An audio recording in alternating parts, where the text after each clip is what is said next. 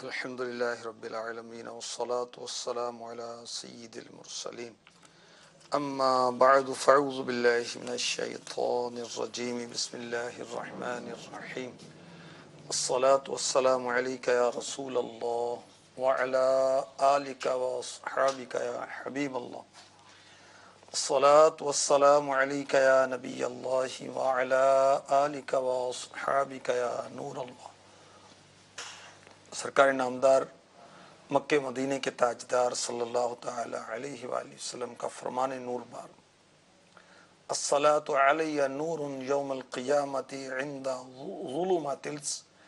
ظلمت الصراط، مجھ پر درود پاک پڑھنا کل بروز قیامت پل صراط کے اندھیرے میں روشنی ہوگا، نور ہوگا۔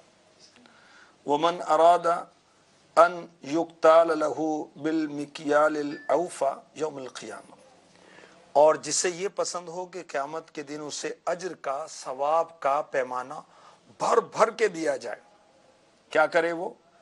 فَلْيُكْثِرْ مِنَ الصَّلَاةِ عَلَيَّ، اسے چاہیے کہ مجھ پر کثرت سے درود شریف پڑھے۔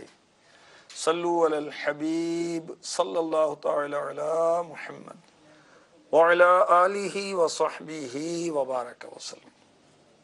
نور کے پیکر، سارے نبیوں کے سرور صلی اللہ علیہ وسلم کی ذات پاک پر اگر ہم درود شریف پڑھیں گے تو بہت سارے فضائل ملتے ہیں، اس کے ساتھ ساتھ انشاءاللہ عز و جل ہمیں پل صراط پر روشنی بھی نصیب ہوگی انشاءاللہ عز و جل۔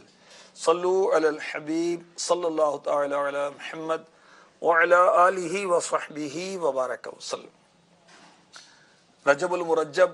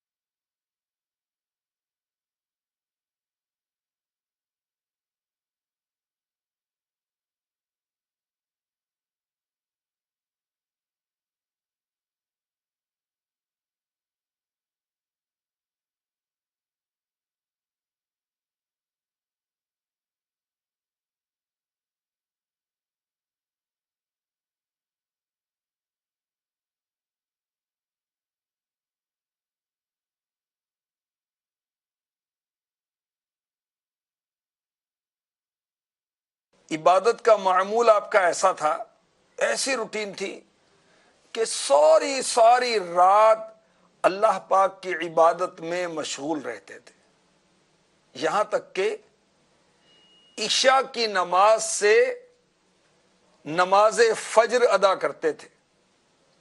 حضرت غریب نواز رحمۃ اللہ تعالی علیہ، اور غریب نواز رحمۃ اللہ تعالی علیہ کا معمول تھا، آپ کی روٹین تھی کہ ہمیشہ باوضو رہا کرتے تھے،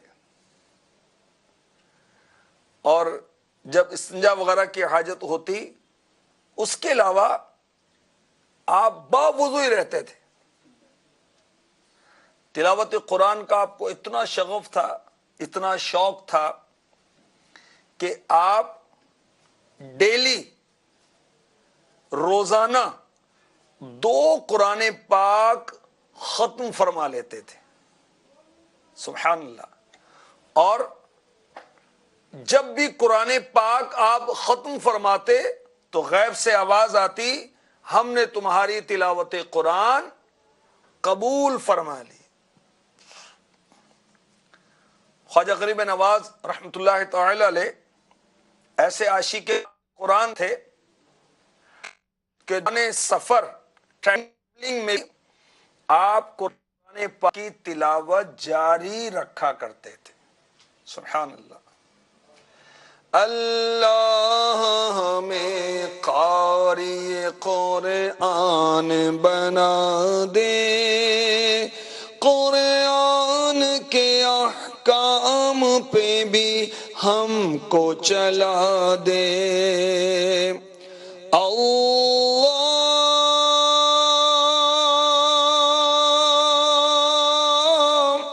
میرے اللہ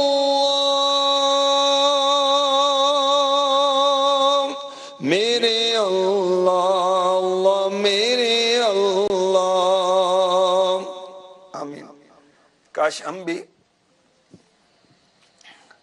اولیاء کرام سے محبت کرنے کے ساتھ ساتھ ان کی اتباع بھی، ان کو فالو بھی کریں۔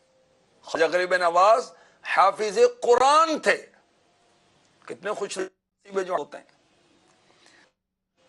قرآن پاک کی آیات ہیں 6666 6666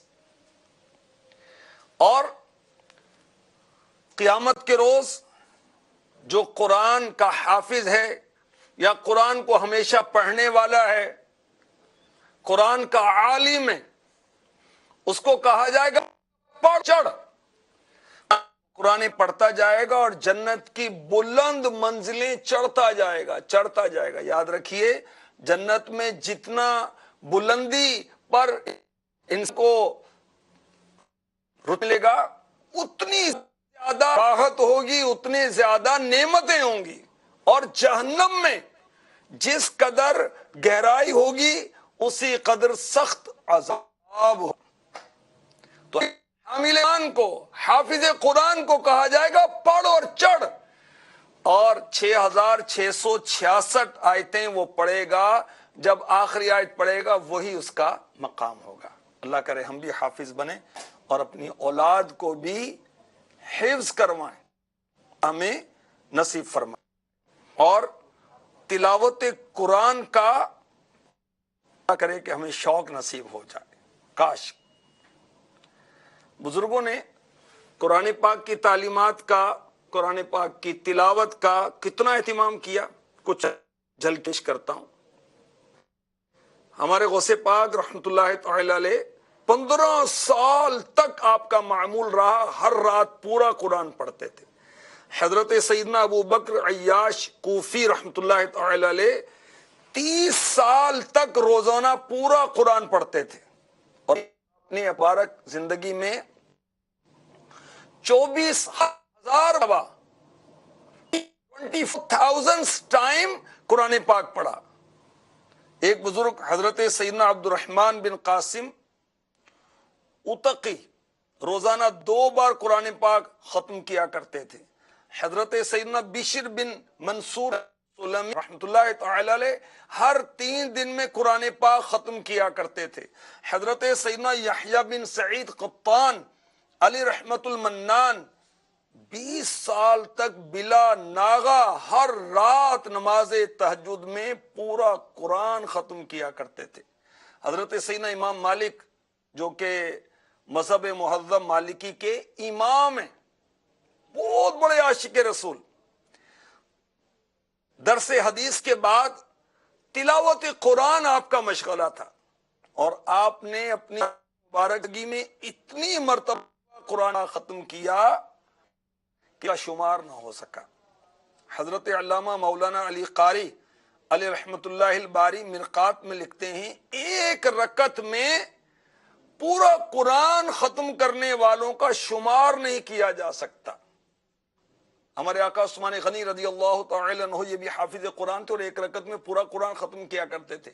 امام اعظم ابو حنیفہ نعمان بن ثابت رضی اللہ تعالی عنہ آپ بھی حافظ قرآن تھے، اور ایک رکعت میں پورا قرآن ختم کیا کرتے تھے۔ اللہ کرے ہم بھی روزانہ قرآن پڑھا کریں، اور اب تو رجب آ گیا، عبادت کا بونے کا مہینہ آ گیا، اس میں بھی تلاوت نہیں کریں گے؟ آئیے ہم اللہ کے نام میں دعا کرتے ہیں۔ ہر روز میں قرآن پڑھوں کاش خدایا، ہر روز میں قرآن پڑھوں کاش خدایا، اللہ تلاوت میں میرے دل کو لگا دے، اللہ تلاوت میں میرے دل کو لگا دے، اللہ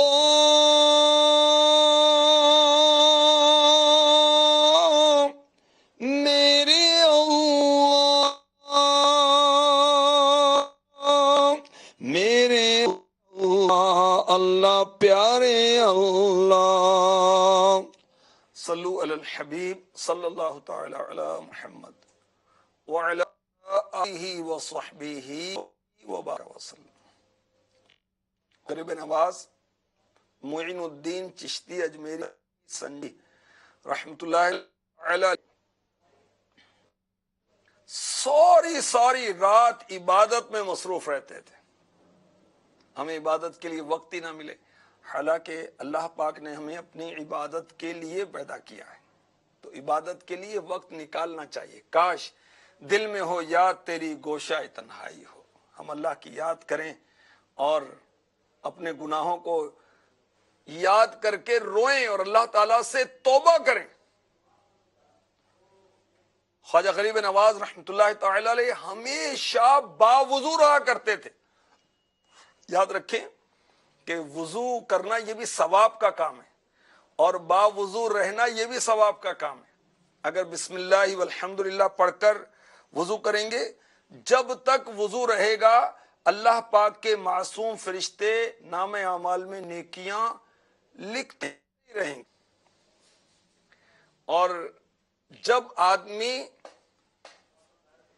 باوضو ہوتا ہے اس کو خود اعتمادی حاصل ہوتی ہے۔ جو باوضو ہوتا ہے وہ اللہ کی زمان میں آ جاتا ہے، اللہ تبارک و تعالی اس کی حفاظت فرماتا ہے۔ دوران سفر بھی ہمارے آقا غریب نواز رحمۃ اللہ علیہ تلاوت فرمایا کرتے تھے۔ بہت سارے بدنصیب میں سفر در گانے سنتے رہتے ہیں، فلمیں دیکھتے رہتے ہیں، ڈرامے دیکھتے رہتے ہیں، جوکس اور پتہ نہیں کیا کیا کرتے رہتے ہیں، تو اللہ سے ڈر نہیں لگتا کہ اگر حادثہ ہوا اور ابھی موت کا شکار ہو گئے تو کیا گناہ کرتے کرتے مریں گے؟ تو غریب نواز رحمت اللہ تعالی علیہ سفر میں بھی قرآن پاک کی تلاوت جاری رکھا کرتے تھے۔ اللہ ہمیں بھی مقصد حیات سمجھنے کی توفیق دے کہ ہم دنیا میں عبادت کے لیے جب رب کی بارگاہ میں جائیں گے بتایا جائے گا ہم نے کس قدر اطاعت کی، قدر عبادت کی، کس قدر نیکیاں کی یا نہیں کی۔ ہمارے آقا خواجہ خواجگاں معین الدین چشتی اجمیری سنجری رحمت اللہ تعالی علیہ آپ بہت کم کھانا تناول فرماتے تھے۔ 7 دن بعد 2.5 تولہ وزن کے برابر روٹی پانی میں بھگو کر آپ تناول فرماتے تھے، یہ آپ کی غذا تھی۔ ہفتے میں 2.5 تولہ وزن کی روٹی، وہ بھی سوکھی ہوئی پانی میں بھگو کر کھا لیتے تھے، اور 3 ٹائم کھاتے ہیں تو عبادت نہیں کر پاتے، کیونکہ اس کھانے سے سستی ہوتی ہے اور عبادت میں رکاوٹ ہوتی ہے۔ اللہ تبارک و تعالیٰ کی خواجہ غریب نواز رحمت اللہ تعالی علیہ پر رحمت ہو، اور آپ کے صدقے میں ہماری بے حساب مغفرت ہو، آمین بجاہ النبی الامین صلی اللہ تعالی علیہ وسلم۔